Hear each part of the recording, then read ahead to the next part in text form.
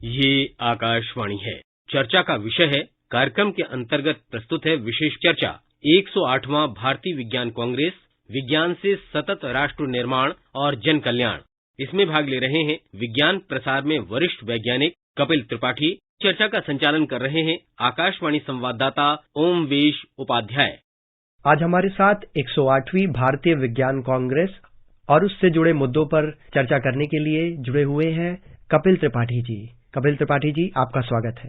नमस्कार श्रोतागण।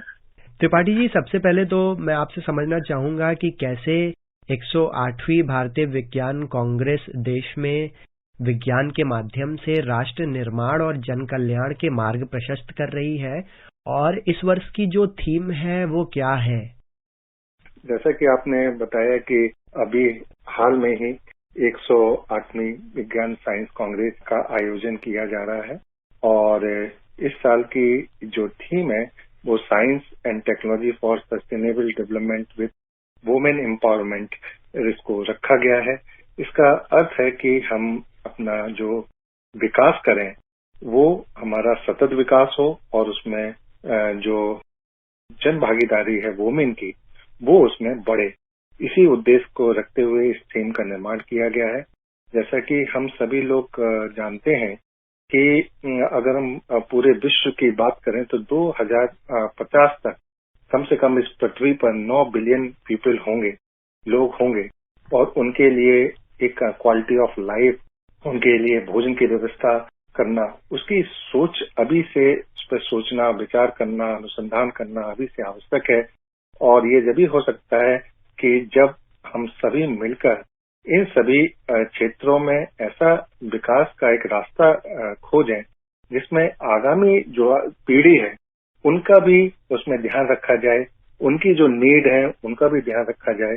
तो इस तरह विकास हो जिससे कि हम सभी लोग और हमारी नई पीढ़ी उनके लिए भी उसमें एक जन भागीदारी रहे, उनकी भी सोच को, उनकी डिमांड को देखते हुए हम हमें भविष्य का रास्ता तय करें। और इस उद्देश्य से ये थीम रखी गई है। और जैसा कि इसमें एक वर्ड जोड़ा गया है वुमेन एम्पावरमेंट, तो हम दो तरह से है कि वुमेन की भागीदारी से जो साइंस का भी विकास होगा, और दूसरा और उनका भी जो हमारा महिलाएं हैं उनका भी विकास संभव होगा। तो इस तरह से इन दोनों चीजों को इसमें ध्यान में रखा गया है। बिल्कुल त्रिपाठी जी, अगर हम इस वर्ष की भारतीय विज्ञान कांग्रेस की थीम की बात करें, जो कि महिला सशक्तिकरण की बात करती है, जो कि बात करती है सतत विकास पाने के लिए नए वैज्ञानिक इनोवेशंस की, कैसे इस वर्ष की थीम के अनुरूप भारतीय विज्ञान कांग्रेस उच्च शिक्षा क्षेत्र में, अनुसंधान और उद्योग क्षेत्र में महिलाओं की संख्या बढ़ाने की दिशा में विचार करेगी? इसके विषय में मैं आपसे विस्तार से समझना चाहूंगा। आपने बहुत महत्वपूर्ण प्रश्न किया है, और इस प्रश्न को उत्तर देने के लिए मैं अपना जो उत्तर दो भागों में बांटना चाहूंगा कि किस तरह से सस्टेनेबल डेवलपमेंट का विकास से संबंध है, किस तरह इसमें पहलू इसमें इन्वॉल्व है, और दूसरा जो साइंस कांग्रेस है उसमें कौन कौन से ऐसे विषय हैं जिन पे इसमें चर्चा की जाएगी, और जिससे कि हमारे भारत की जो स्टेटस है रिसर्च एंड डेवलपमेंट उन एरिया में और विदेशों में हमारा क्या उन विषयों पर अनुसंधान किए जा रहे हैं, उन पर क्या क्या चर्चाएं होने वाली हैं, तो उस पर मैं अपनी बात रखूंगा। तो जैसा कि इसका हम सस्टेनेबल डेवलपमेंट की बात करें तो इसमें 3 प्राइमरी ऑब्जेक्टिव होते हैं: इकोनॉमिक ग्रोथ और एनवायरमेंटल प्रोटेक्शन और सोशल इंक्लूजन। तो सस्टेनेबल डेवलपमेंट को जब हम बात करते हैं तो इन 3 मुद्दों को दिमाग में रखा जाता है। जैसे इकोनॉमिक ग्रोथ की बात करें, जिसमें कि हम चाहते हैं कि हमारी इकोनॉमी काफी स्ट्रांग हो, हमारे यहाँ कॉम्पिटिटिव एनवायरनमेंट बने, और एक हमारी जो इकोनॉमी है उसमें निरंतर वृद्धि होती रहे। साथ साथ ये जब वृद्धि की बात करें तो एनवायरमेंटल प्रोटेक्शन पे भी ध्यान रखा जाए, और हम किस तरह अपने नेचर को और अपने वातावरण को, आसपास के वातावरण को कैसे हम उसको प्रोटेक्ट करें और कैसे उसमें इन्हांस करें, उस नेचुरल जो हम आसपास की चीजों को देखते हैं उसमें कैसे हम उसमें इन्हांस करें। इन 2 मुद्दों पर भी ध्यान रखा जाए। और तीसरा इम्पोर्टेंट पॉइंट है सोशल इंक्लूजन, जिसमें हम बात करते हैं कि हमारी जो कम्युनिटी हो वो कैसी हो। हम चाहते हैं हमारी जो कम्युनिटी हो वो स्ट्रांग हो, वाइब्रेंट हो, हेल्दी हो। तो इन सब चीजों का जब हम उसमें विचार रखते हैं तो एक सस्टेनेबल डेवलपमेंट की इसमें बात होती है। अब इस साइंस एंड टेक्नोलॉजी का इस सस्टेनेबल डेवलपमेंट में बहुत बड़ा रोल होता है और इसकी सहायता से हम कह सकते हैं कि आमजन एक नई और एप्रोप्रिएट टेक्नोलॉजी का अपनी डे टू डे डिसीजन में यूज करते हैं, जिससे उनकी लाइफ समृद्ध होती है, उनकी लाइफ में क्वालिटी ऑफ लाइफ बढ़ती है और हम मिनिमम जो अपने रिसोर्सेज हैं उनका यूज करके अपने जरूरत की जो चीजें हैं, जरूरत की जो समस्याओं के निपटान है, उनका निपटान करते हैं। इसलिए हम जरूरी है कि विज्ञान, प्रौद्योगिकी और इनोवेशन तीनों को इंटीग्रेट किया जाए, तीनों को आपस में जोड़ा जाए। और यही इसमें साइंस कांग्रेस की खूबसूरती है कि इसमें हमने साइंस, टेक्नोलॉजी, इनोवेशन को तीनों को मिला के इसको हम देख रहे हैं और एक बात कर रहे हैं कि महिलाओं की भागीदारी साइंस, टेक्नोलॉजी, इनोवेशन में कैसे बढ़े। तो इसके लिए इसमें हम चाहते हैं कि जो स्टेम में जो science, technology, engineering and mathematics जिसे कहा जाता है, उसमें महिलाओं की भागीदारी बढ़े।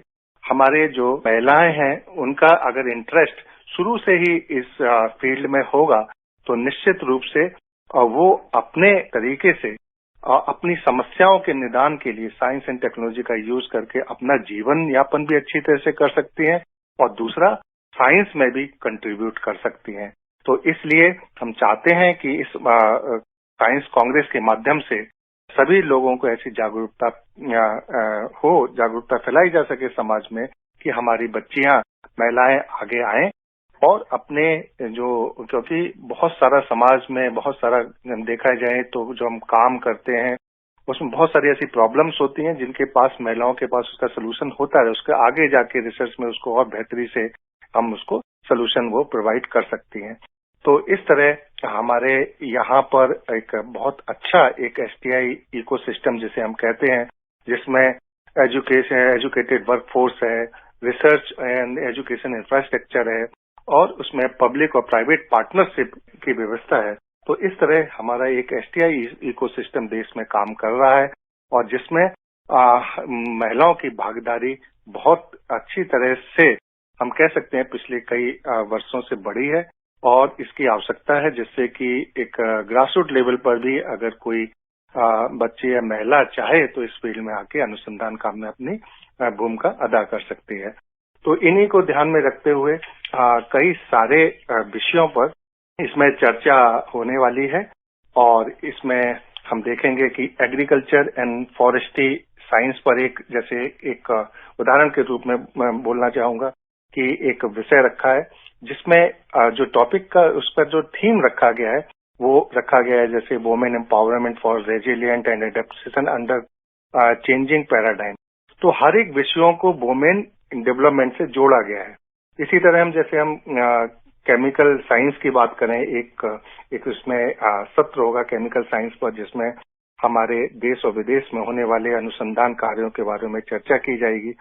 तो उसमें भी हम वुमेन की कैसे भागीदारी हो उस फील्ड में और उनका क्या कंट्रीब्यूशन है और इस तरह से चीजों और मुद्दों को उठाया गया है।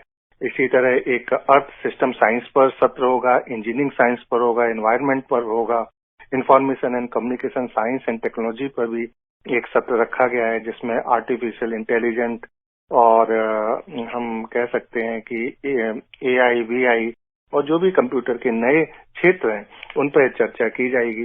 एक सत्र इसमें मटेरियल साइंस पर है, जिसमें नोवेल कंपोनेंट जो मटेरियल है जिसका उपयोग स्पेस, डिफेंस और एनर्जी एप्लीकेशन के लिए किया जाता है, उसमें क्या क्या संभावनाएं हैं, उसमें अपनी महिलाएं कैसे अपनी भूमिका अदा कर सकती हैं, इसके बारे में एक चर्चा होगी। इसी तरह मैथमेटिकल साइंस में भी एक सत्र है जिसमें मैथमेटिक्स के जो अनुसंधान कार्य हैं देश विदेश में किए जा रहे हैं उस पर चर्चा होगी। और मेडिकल साइंस पर एक सत्र है और न्यू बायोलॉजी, बायोकेमिस्ट्री और बायोफिजिक्स में है, फिजिकल साइंस और प्लांट साइंस। तो हम कह सकते हैं कि लगभग विज्ञान की सभी जो हमारी शाखाएं हैं उन पर सभी पर विस्तृत रूप से चर्चा होने वाली है। और निश्चित रूप से जो हमारे जो युवा जन, उनको एक प्रशस्त होगा कि कौन कौन से गैप एरिया हैं जहां पर वो अपना रिसर्च का काम कर सकते हैं। और निश्चित रूप से एक वहां पर सभी जो रिसर्चर हैं उनको एक नेटवर्किंग का भी एक मौका मिलेगा, जिसमें वो हमारे जो एक्सपीरियंस साइंटिस्ट हैं उनके साथ बातचीत करके अपनी समस्याओं और अपने ऑब्जर्वेशन को और मजबूत कर सकते हैं, उनके साथ एक नेटवर्क बना के रिसर्च भी कर सकते हैं। तो निश्चित रूप से जो हमारी इंडियन साइंस कांग्रेस है वो सभी मायनों में आमजन के लिए, अनुसंधानकर्ताओं के लिए, जो हमारे बिजनेस कम्युनिटी है जो साइंस एंड टेक्नोलॉजी बिजनेस में आना चाहती है, स्टार्टअप है, उन सभी लोगों के लिए हम कह सकते हैं कि एक प्लेटफॉर्म है जिससे वो अपनी बातों को आगे रखकर देश निर्माण में अपनी भूमिका अदा कर सकते हैं। बिल्कुल, और इन्हीं सार्थक प्रयासों से महिलाओं के सशक्तिकरण और उनकी परस्पर सहभागिता की बात की जा सकती है विज्ञान के क्षेत्र में। आपने बताया कि कैसे महिला सशक्तिकरण के इतर विभिन्न आधुनिक तकनीक से जुड़े सत्र भी चलाए जाएंगे भारतीय विज्ञान कांग्रेस में। अगर हम बात करें कि राष्ट्रीय क्वांटम मिशन यानी नेशनल क्वांटम मिशन की, जो कि अपने अंतिम चरण में है, जो कि बात करता है क्वांटम संचार की, क्रिप्टोग्राफी की, डेटा प्राइवेसी की, त्रिपाठी जी मैं आपसे समझना चाहूंगा, सरल भाषा में हमारे श्रोताओं को आप समझा सकते हैं कि क्वांटम मिशन क्या है और कैसे ये क्वांटम टेक्नोलॉजी के जरिए भारत को एक नई दिशा और रफ्तार देने में कारगर रहेगा। सरल भाषा में आपको मैं अगर इस विषय के बारे में बताऊं तो आप सभी लोग श्रोतागण कई जो विज्ञान के छात्र हैं वो तो जानते ही हैं कि जो क्वांटम टेक्नोलॉजी है वो क्वांटम मैकेनिक्स है, जिसका 20वीं शताब्दी में जिसका आविष्कार किया गया था, उस पर काम करती है। ये टेक्नोलॉजी क्या है कि नेचर को एटॉमिक स्केल पर, एलिमेंट्री पार्टिकल के स्केल पर एक नेचर को समझने की कोशिश करती है। उसमें छुपे रहस्यों का एक हम बता सकते हैं सुलझी पहेलियों का रहस्य उजागर करती है और एक साइंटिफिक व्याख्या देती है कि जो नेचर में जो हमारे आसपास चीजें घटित हो रही हैं उनको एक एटॉमिक लेवल पर, एलिमेंट्री पार्टिकल लेवल पर कैसे किया जाए। और इसी का उपयोग, इसी का क्वांटम मैकेनिक्स का उपयोग हम एक टेक्नोलॉजी के रूप में करते हैं और इसी टेक्नोलॉजी का उपयोग करके हम अपनी गणनाओं को और सटीक कर सकते हैं, अपने कम्युनिकेशन को सिक्योर कर सकते हैं। जैसे आपने डेटा प्राइवेसी की बात की, तो इसमें कम्युनिकेशन को कैसे सिक्योर किया जाए, डिजास्टर मैनेजमेंट में इसकी बहुत बड़ी भूमिका हो सकती है, सिमुलेशन में इसकी बहुत बड़ी भूमिका हो सकती है, हेल्थ केयर में और क्रिप्टोग्राफी में इसकी बहुत अच्छी इस तरह से इसको चीजों को समझा जा सकता है। तो ये एक हम कह सकते हैं कि ये एक भविष्य की टेक्नोलॉजी है और इसमें हमें अपार संभावना है। जैसे कि आप सब लोग जानते हैं कि आज का जो है हमारे पास जो सूचनाओं का भंडार है बहुत तेजी से बढ़ रहा है। हम उनको कैसे बहुत कम समय में प्रोसेस करके, उनको एनालिसिस करके कैसे उसकी व्याख्या करें, इसके लिए हमें अपने कंप्यूटिंग टेक्नोलॉजी को बहुत फास्ट करने की जरूरत है, जिसमें कि क्वांटम टेक्नोलॉजी बहुत इम्पोर्टेंट अपनी भूमिका निभा सकती है। और आपको एक नॉलेज के लिए भी बताऊं कि हमारे जो बहुत सारे सिद्धांत हैं जिसमें हम कह सकते हैं कि हम स्मेल क्यों आती है और फोटोसिंथेसिस कैसे होती है, एंजाइम कैसे काम कर सकते हैं। तो बायोलॉजी के क्षेत्र में क्वांटम मैकेनिक्स ने भी अपनी बहुत बड़ी भूमिका निभाई है। क्वांटम के सहायता से हम चीजों को आज व्याख्यात भी कर पाए हैं। तो क्वांटम का काम होता रहा है, लेकिन जो टेक्नोलॉजी के रूप में और उसकी जो डाटाओं को हम कितने कम समय में और उसको इम्प्रूव तरीके से कैसे करें, वो हमारा आज की डेट में नया एप्लीकेशन निकल के आया है। और इसी को देखते हुए हमारी गवर्नमेंट ने, हम कह सकते हैं कि 2020 और 21 में करीब ये घोषणा की थी यूनियन बजट में कि national mission of quantum technology and application के लिए हम 8,000 करोड़ की व्यवस्था की गई थी। और इसी के साथ साथ एक national mission for interdisciplinary cyber physical system, इससे ही एसोसिएट है और उसमें 3600 करोड़ रुपए की व्यवस्था की गई थी। तो हमारी जो सरकार है वो भी प्रारंभ से इसके एप्लीकेशन और के बारे में जो भविष्यवाणी हम कह सकते हैं फोरकास्टिंग टेक्नोलॉजी को उस पर देखते हुए अपना काम स्टार्ट कर दिया है। और निश्चित रूप से हम कह सकते हैं कि इससे हमारे कम्युनिकेशन बहुत अच्छा होगा। सिमुलेशन जो टेक्निक्स हैं उसमें इम्प्रूवमेंट आएगा। हम क्वांटम कंप्यूटेशन के द्वारा हम वेदर फोरकास्ट बहुत अच्छा कर सकते हैं। और जहां जहां हमें सिग्नल प्रोसेसिंग की जरूरत होती है वहां पर हम अपनी चीजों को एनालिसिस बहुत अच्छी और बेहतर तरीके से कर सकते हैं। इसी तरह सेंसिंग में जो हम कहते हैं रिमोट सेंसिंग में भी इसका बहुत अच्छा उपयोग है। मेट्रोलॉजी में मैंने आपको बताया। तो इस तरह से कि ये हर एक फील्ड में हम कह सकते हैं कि आने वाले समय में अपना एक बहुत बड़ा योगदान ये टेक्नोलॉजी करेगी। और निश्चित रूप से ये हम कहते हैं कई टेक्नोलॉजी ऐसे होती है कि हम भविष्य और सोसाइटी का स्वरूप ही बदल देती है। तो ये उस तरह की टेक्नोलॉजी है कि आगे हम देखेंगे इसका एप्लीकेशन जब होगा, जो चीजें आएंगी तो अगले 10 साल में हम AI, VI की बात करते हैं, आर्टिफिशियल इंटेलिजेंस करते हैं, रिमोट सेंसिंग, क्वांटम मैकेनिक्स, इन्हीं सभी का भविष्य है। और ये हमारे जो जीवन को और अधिक सुलभ बनाने वाली है। इंडिया में अभी जो हमारा धक्का कि करीब 21 हब बनाए जाएंगे, 4 रिसर्च पार्क होंगे जो क्वांटम टेक्नोलॉजी पे काम करेंगे। तो इन सब ये व्यवस्थाएं अभी में कार्यरत हैं और इसमें जो इसके परिणाम है वो आगे आने वाले वर्षों में हमें बहुत जल्दी देखने को मिलेगा। बिल्कुल। त्रिपाठी जी, अगर इसी सवाल से मैं अपना अगला सवाल जोड़ूं और आंकड़ों के आधार पर बात करूं तो वर्तमान में भारत में स्टार्टअप लगभग 3000 है, जो कि ऐसे स्टार्टअप हैं जो डीप टेक पर काम करते हैं, जिनमें से लगभग 85% deep tech startup artificial intelligence यानी कृत्रिम बुद्धिमत्ता पर के उपयोग के विषय में काम करते हैं।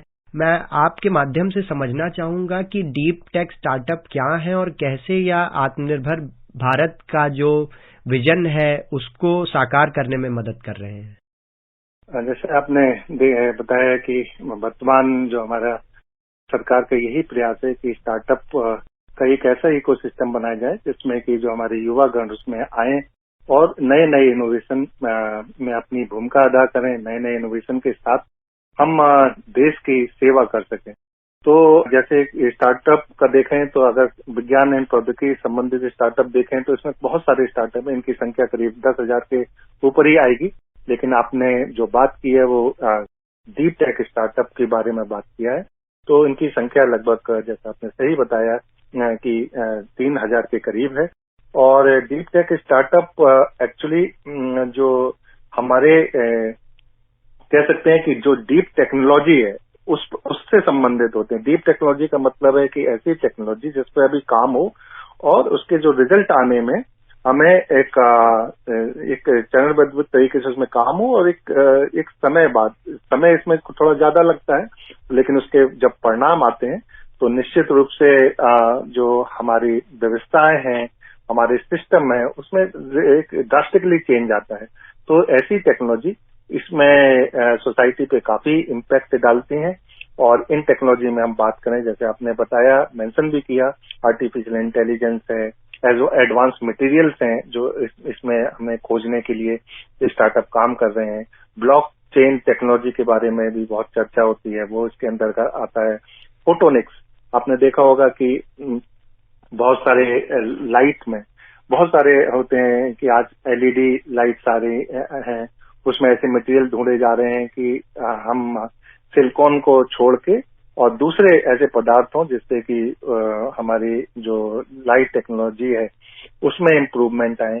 और जैसे उनका जो लॉसेज हैं, जो हम कहते हैं कि जब पहले जो बल्ब आता था उसमें लाइट कम होती थी और हीट में बहुत सारा हमारा वेस्ट चला जाता था।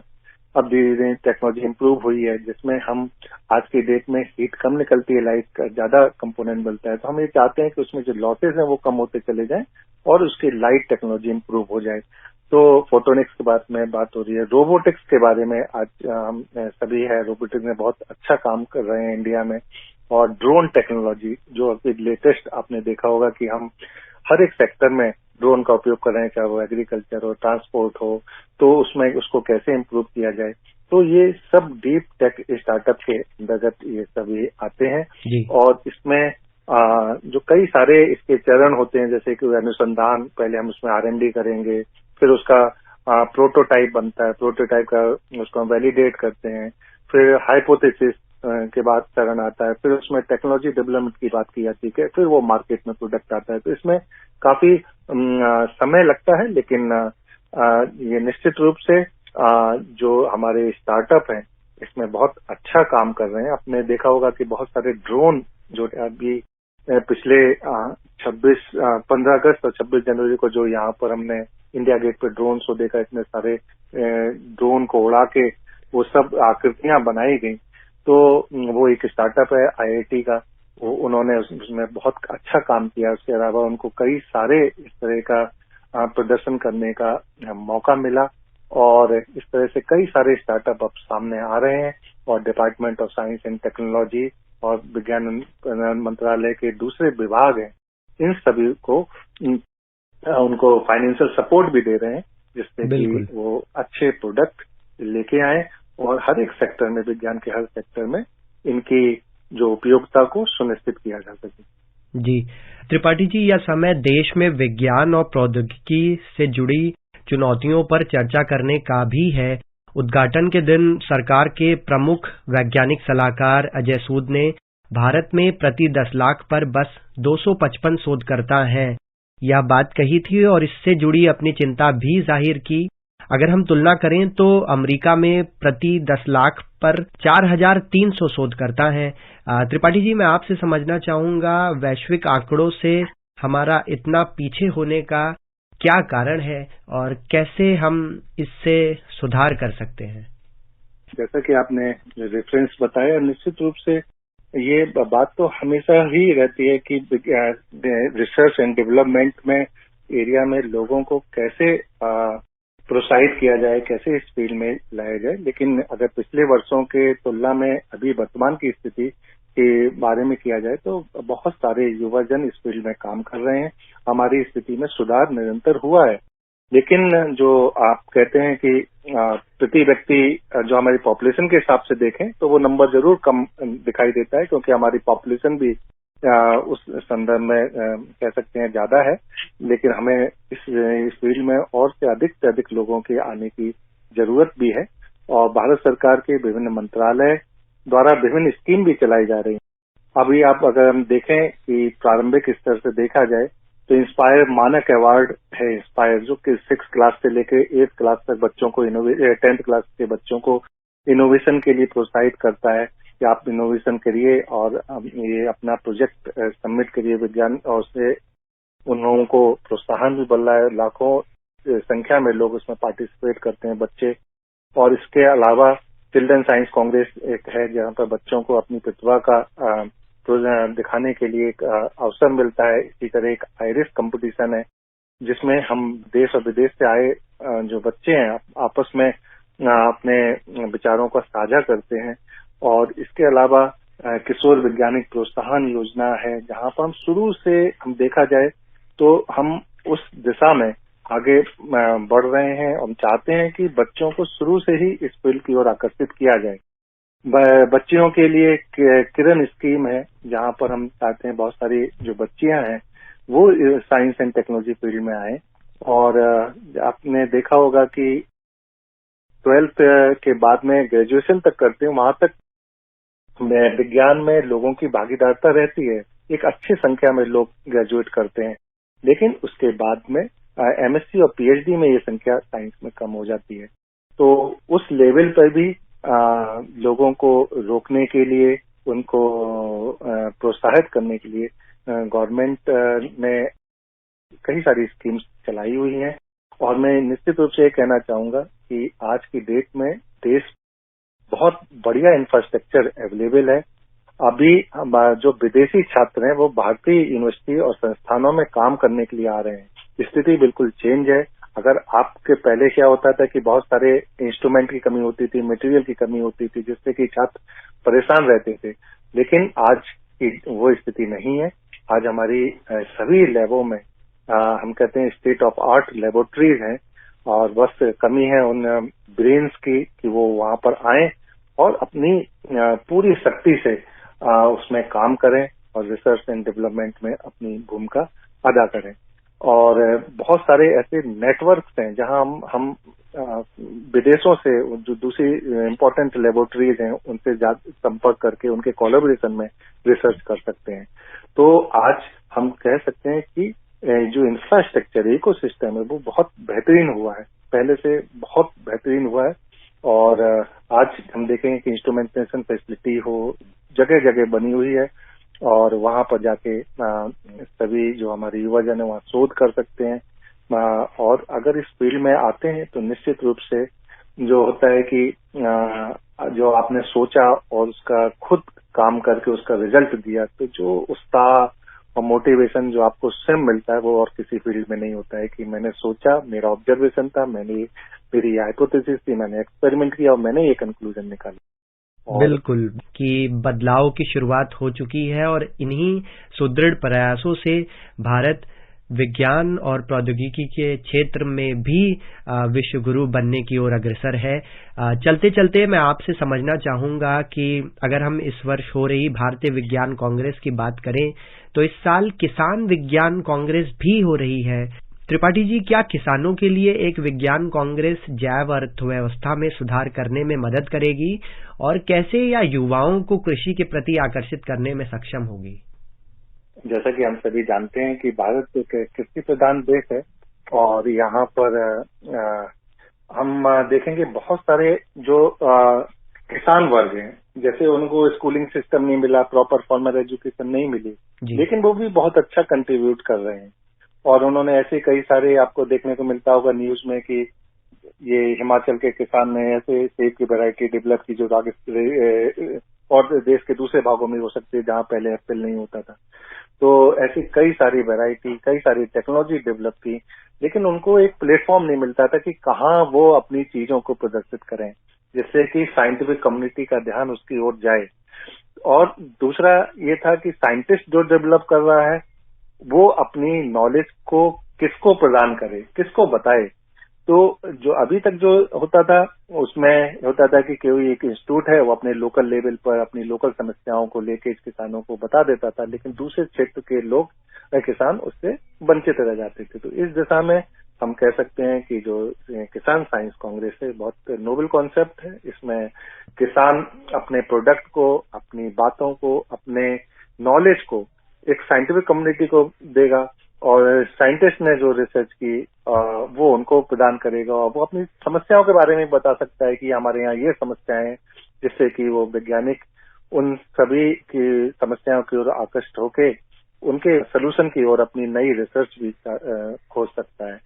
तो ये बहुत अच्छा है जहाँ पर किसान व वैज्ञानिक दोनों संवाद करेंगे। और इसके अलावा एक और सेक्शन है कि उनके प्रोडक्ट को बेचने वाले भी बहुत सारे मार्केट में हैं, तो वो तीनों का जो तालमेल होना बहुत जरूरी है। और जिससे कि हम सोच रहे हैं कि किसानों की इनकम को कैसे डबल किया जाए, कैसे उनको मेन स्ट्रीम में लाया जाए, और इनमें ये जो कांग्रेस है निश्चित रूप से अपनी जो भूमिका है वो अदा करेगी। बिल्कुल त्रिपाठी जी, हमारे साथ आज जुड़ने के लिए, भारतीय विज्ञान कांग्रेस और उससे जुड़े अहम मुद्दों पर चर्चा करने के लिए बहुत बहुत धन्यवाद।